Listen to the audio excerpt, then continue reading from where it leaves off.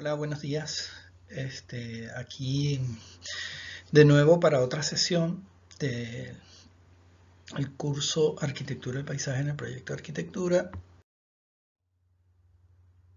En esta oportunidad vamos a seguir con los componentes del proyecto o las herramientas que nosotros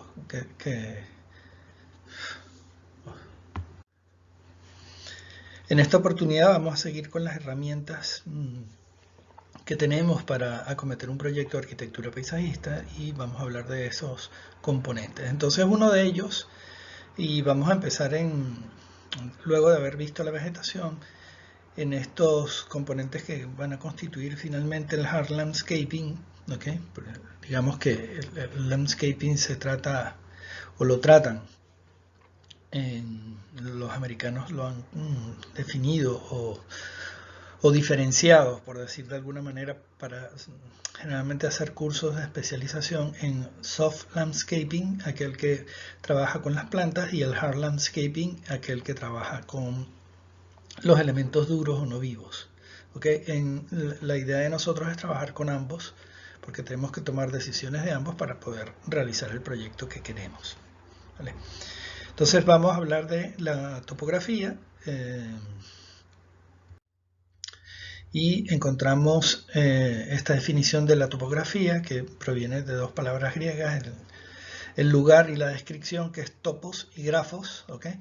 Y es la especialidad o la herramienta que estudia el conjunto de principios y procedimientos que tienen por objetivo representar gráficamente la superficie de la Tierra. Estamos hablando en términos de el relieve, que manifiesta formas y detalles dentro de un plano bidimensional. Algo que es tridimensional, ¿cómo lo llevamos a bidimensional? Entonces la topografía es justamente esa herramienta que nosotros tenemos, ¿verdad?, para de alguna manera tener plasmado las condiciones de un lugar.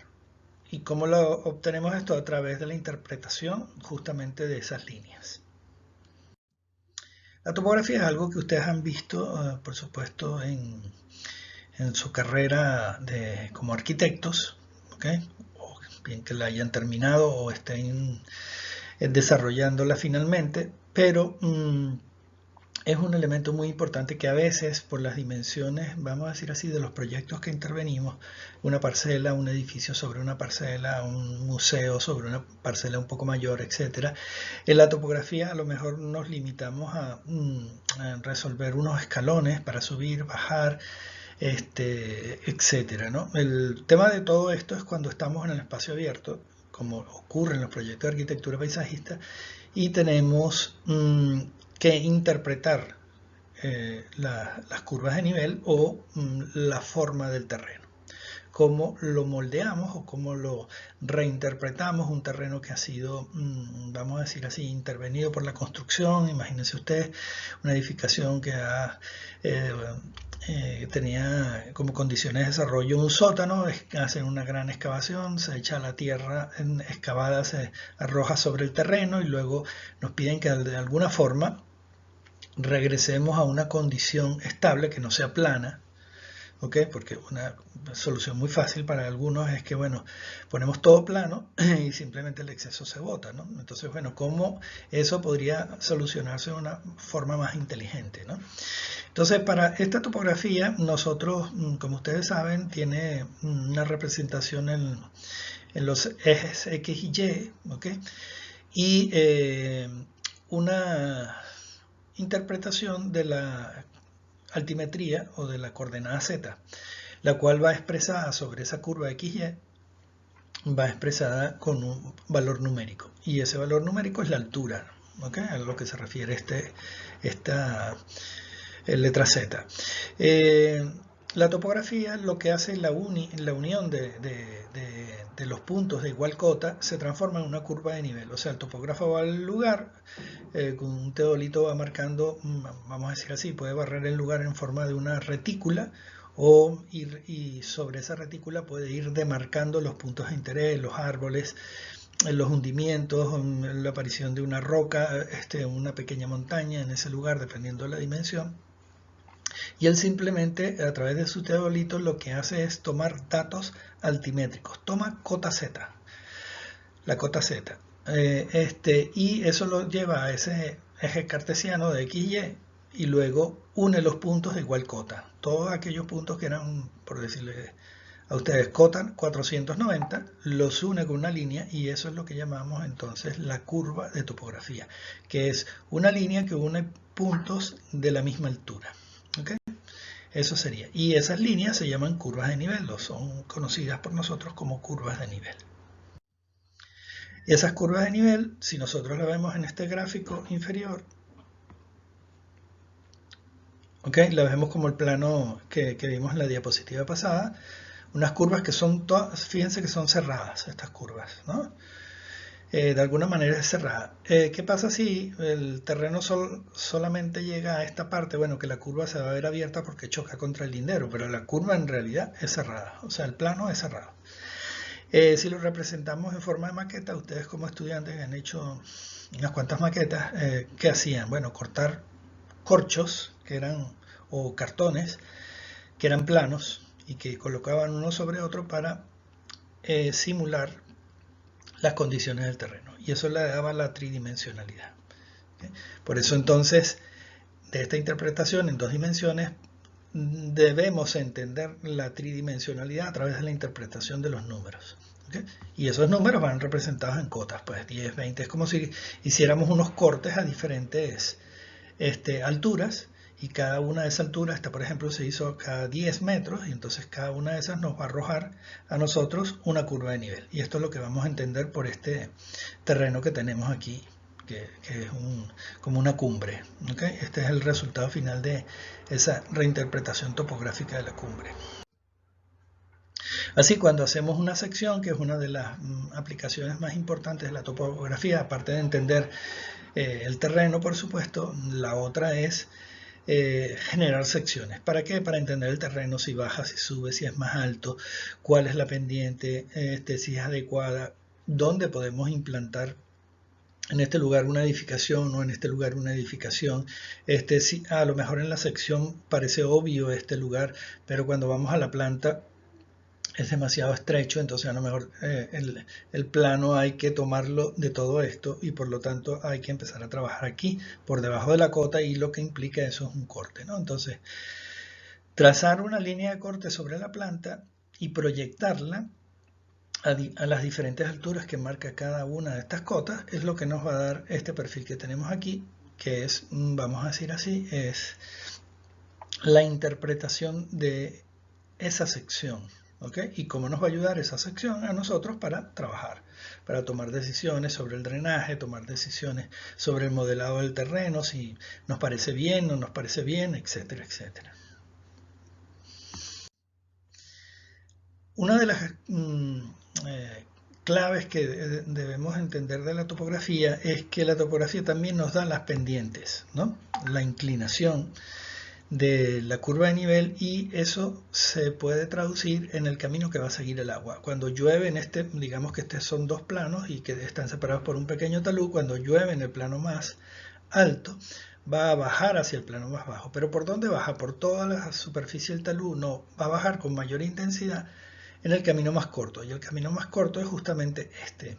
Entonces esta es, digamos, el camino que va a seguir el agua, va a ser perpendicular en todo esto. ¿Okay? Entonces aquí a lo mejor el agua va a surgir por aquí, y esto se va a conservar, mientras que esto puede generar una cárcava, o sea, una erosión bien marcada en el terreno. ¿Okay? Entonces la dirección de la pendiente nos marca el camino del agua superficial.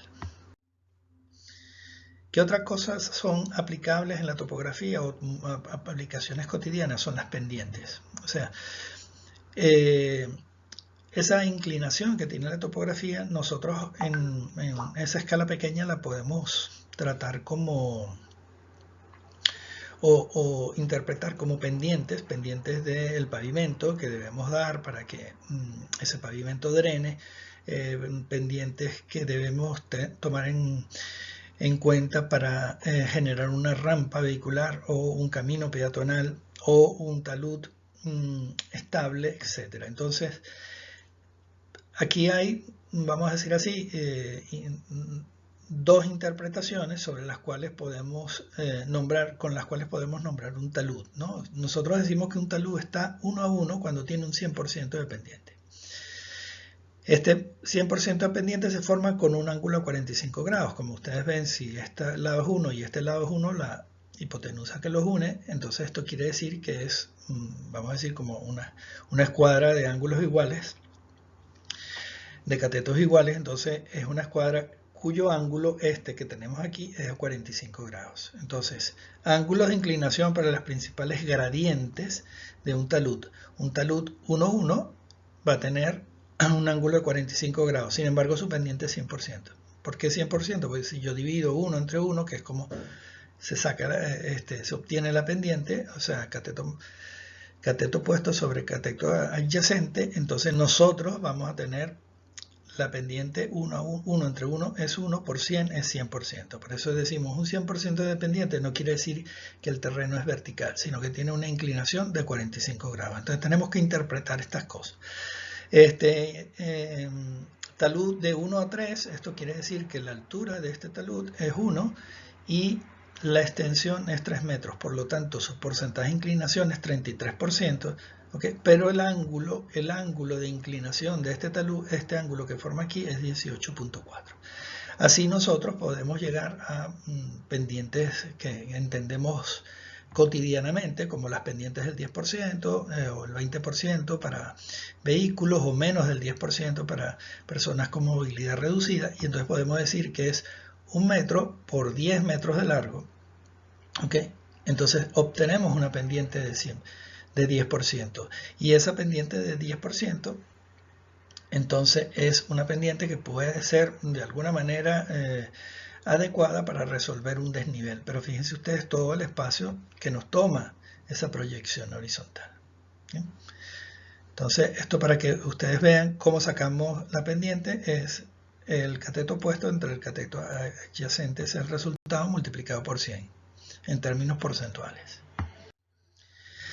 Aquí tienen ustedes una imagen en la cual resumimos mediante unos puntos blancos y unas líneas naranjas dónde están las curvas de nivel. Estas son las curvas de nivel. ¿Okay? Aquí a lo mejor están expresadas cada 30 centímetros.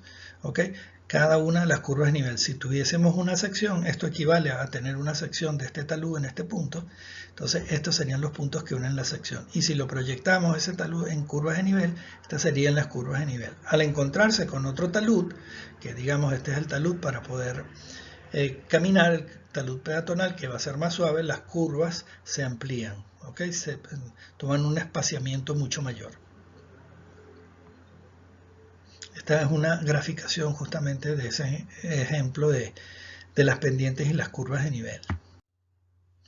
Aquí tenemos otro ejemplo. En este caso se ha escogido un parque que se hizo cerca de una antigua refinería en Seattle.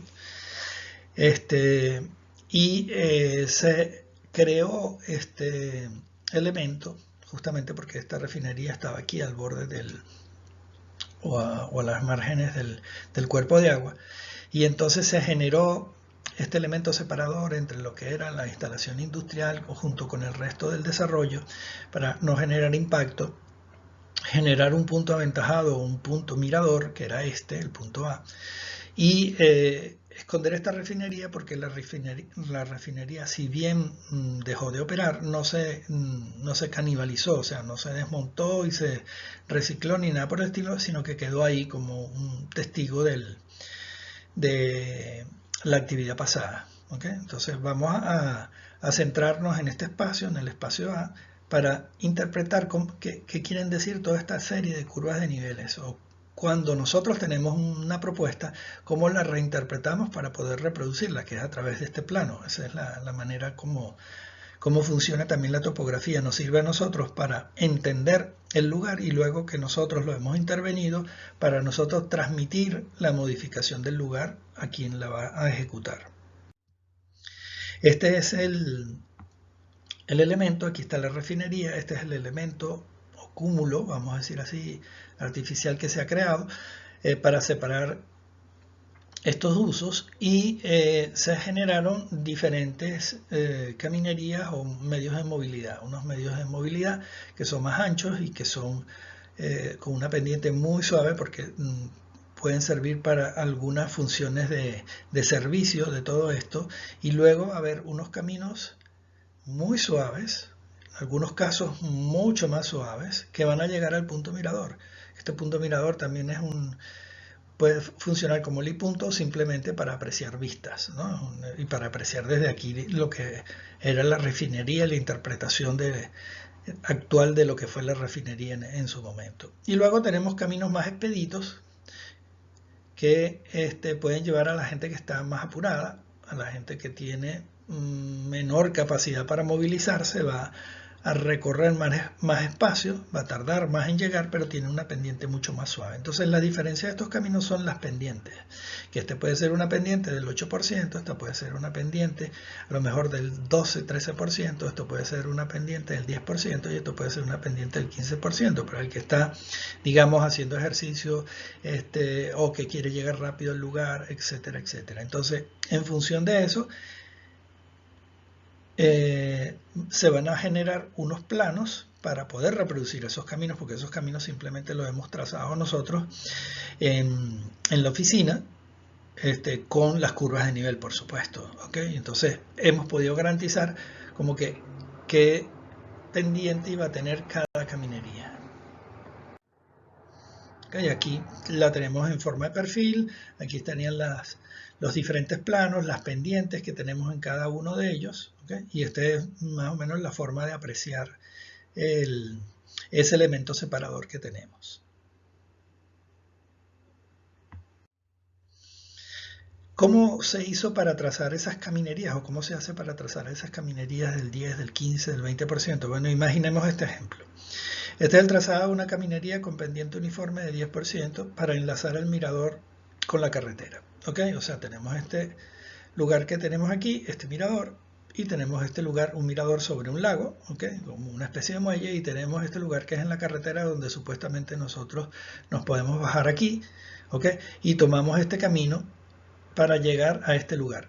Pero este camino que vamos a trazar, ¿ok? ¿Qué condiciones debe tener? Debe tener una pendiente del 10%. Y para ello, ¿cómo nosotros lo vamos a obtener? Bueno, hay diferentes formas. Una de las formas es, por supuesto, inteligencia artificial. La otra forma es ensayo y error. Entonces, vamos a hacer diferentes pruebas hasta que nos dé el 10%. Y la otra es tomar, mediante el dibujo a mano o el dibujo en CAD, un segmento que tiene, vamos a decir así, una distancia conocida que es 10 metros y la curva, cada una de estas curvas, como ustedes pueden ver aquí, son cada metro. Entonces 1 entre 10 da el 10% y yo voy a tomar este segmento apoyado digamos en este punto y voy a trazar un círculo secante a la curva de nivel. Donde corte la curva de nivel, ahí tengo los 10 metros y hago lo mismo, vuelvo a ponerme aquí con un círculo, hago un trazado y vuelvo a tener esta curva de nivel, este punto. Y así voy trazando diferentes círculos cuyo radio va a ser 1 metro, ¿verdad? Perdón, cuyo radio va a ser 10 metros para poder elevarnos 1 metro. ¿Okay? Entonces con eso nosotros podríamos llegar aquí.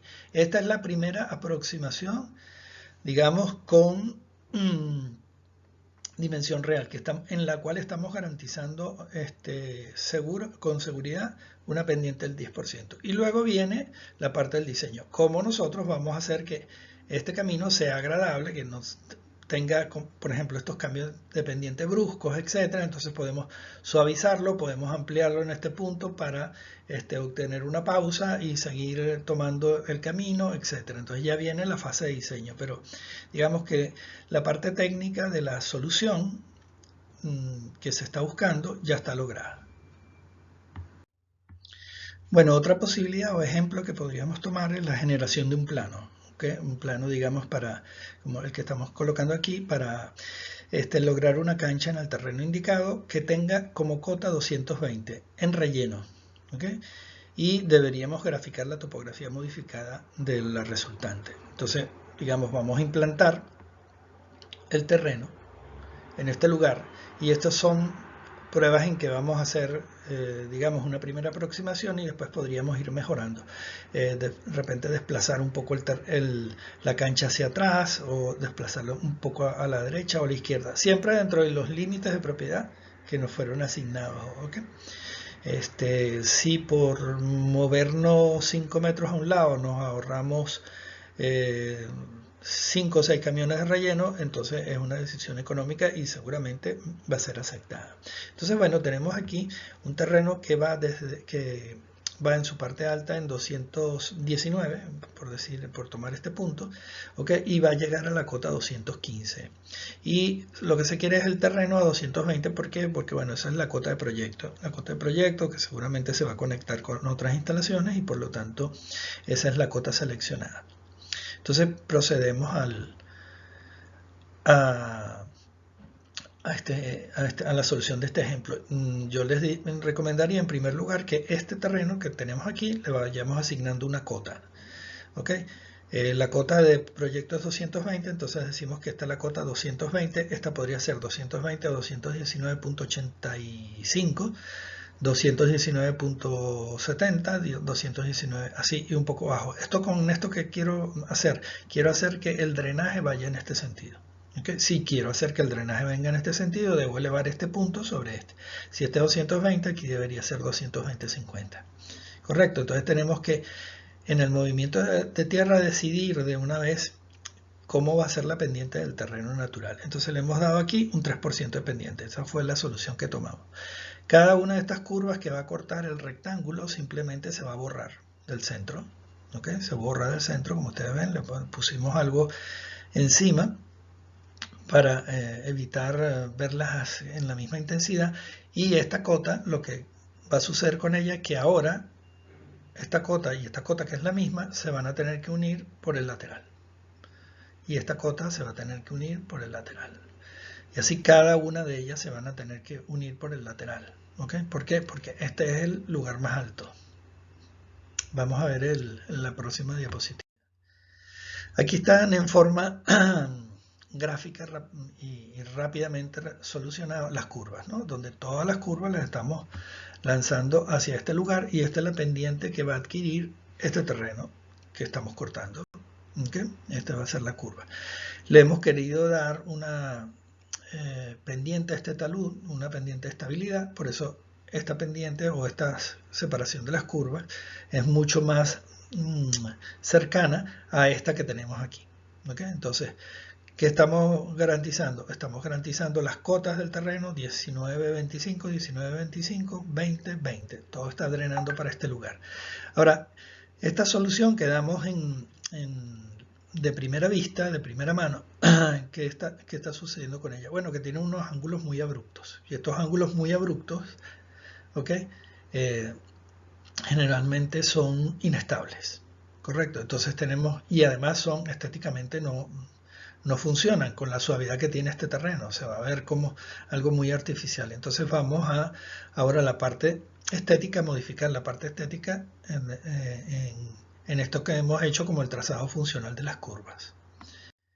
Y este podría ser el resultado que tomamos para el terreno. Aquí están cada una de las curvas, fíjense ustedes que todas las curvas vuelven a unirse. ¿Okay? No es que quedan separadas por esto, porque si esta curva nosotros la hiciéramos que llega aquí y sale aquí, quiere decir que nosotros hemos construido un muro para desaparecer la curva. Pero no lo estamos haciendo, sino que estamos haciendo un talud, por lo tanto tienen que dar la vuelta. ¿Okay? Vamos a ver otro ejemplo. Este ejemplo que tenemos aquí, lo mismo, es un rectángulo que podría ser una cancha en un terreno en corte. ¿Okay? En este caso nosotros no tenemos material de relleno, sino que tenemos que cortar. Y la queremos hacer en 108. O sea, las cotas del proyecto son la cota 108, que es esta que tenemos aquí. Estas cotas en este caso están cada 50 centímetros, fíjense ustedes.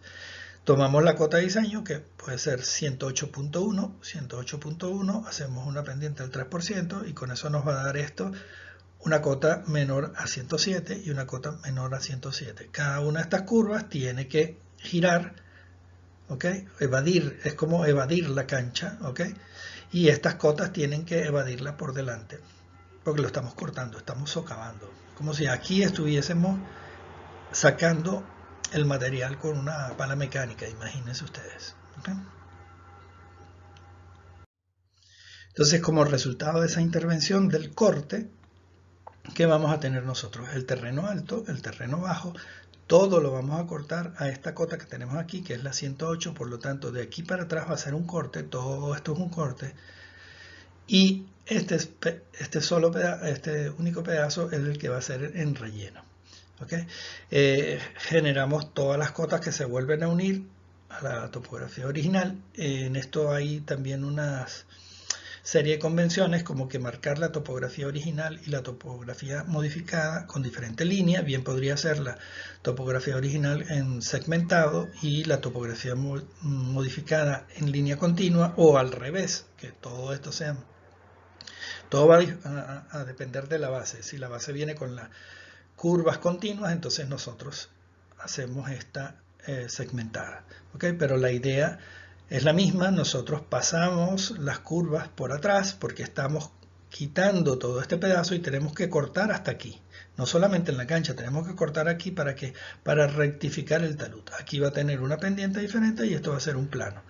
Y luego este pequeño, digamos, relleno que tenemos aquí. Y este límite al corte sería la unión entre el terreno modificado con el terreno natural. ¿Okay? Lo mismo que de este lado. El trabajo siguiente es suavizar cada una de estas cotas, como vimos anteriormente, suavizar esos bordes, ¿okay? Para que no se vean tan impactantes en el lugar, en el sitio. ¿Okay? Y con eso, básicamente, estos son los conceptos que deberíamos tener nosotros para el manejo de esta topografía, o de la especialidad de la topografía dentro de la arquitectura paisajista, en que vamos a tener bien modificaciones de terreno por establecer algunos cortes o generar algunos rellenos. Vamos a tener que representarlo en unos planos, y esos planos son los planos de topografía modificada. Esos entran como todo lo que es la serie de planos técnicos. Esos planos van a incidir en la parte de drenajes, que ya la vamos a ver en sesiones siguientes, ¿verdad? Va a incidir en términos del riego, puesto que regar en forma plana es diferente a regar en un terreno inclinado. Entonces tenemos que tener esas consideraciones, y tenemos que tener también en términos de estabilidad del suelo. O sea, ese suelo que nosotros estamos creando debe ser estable para poder resembrarlo. ¿Okay? Y no para generar problemas como que, bueno, la solución para este talud va a ser entonces hacer una pantalla atirantada, porque yo podría unir todas estas curvas mucho más, hacer esto mucho más vertical, hacer una menor intervención dentro de todo esto, pero al final voy a tener que, como solución final para retener el talud, generar una contención de ese terreno, bien sea por un muro de concreto, o un muro de piedra, o una pantalla atirantada, o lo que llaman muros modulares, que después se pueden sembrar, pero que al final son soluciones donde el concreto está expuesto, ¿no? Entonces, si nosotros vamos a sembrar este terreno en unas nuevas condiciones de pendiente, entonces debemos tomar en cuenta que es diferente al resto del terreno. ¿Okay? Y esta zona que hemos intervenido aquí es diferente a esta zona, por lo tanto tiene un comportamiento diferente en cuanto también a la vegetación, recolección de aguas y aplicación de agua. Bueno, hasta aquí terminamos con esta sesión. Espero haberlos ayudado a refrescar estos conocimientos y poder aplicarlos en la arquitectura del paisaje. En términos propositivos, por ejemplo, de caminerías, bueno, un comentario adicional.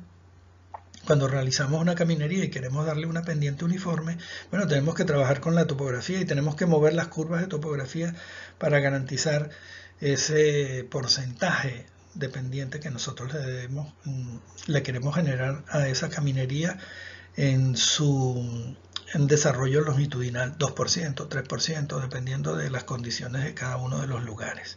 ¿Okay? Entonces la topografía es sumamente importante y no podemos generar una propuesta sobre un espacio donde no existan niveles, porque entonces las soluciones se las va a dar el constructor, y generalmente de esas soluciones que pueden ser dadas por el constructor va a ser las más cómodas para construir y no las que nosotros queremos proporcionar en el diseño. ¿Okay? Bueno, muchas gracias.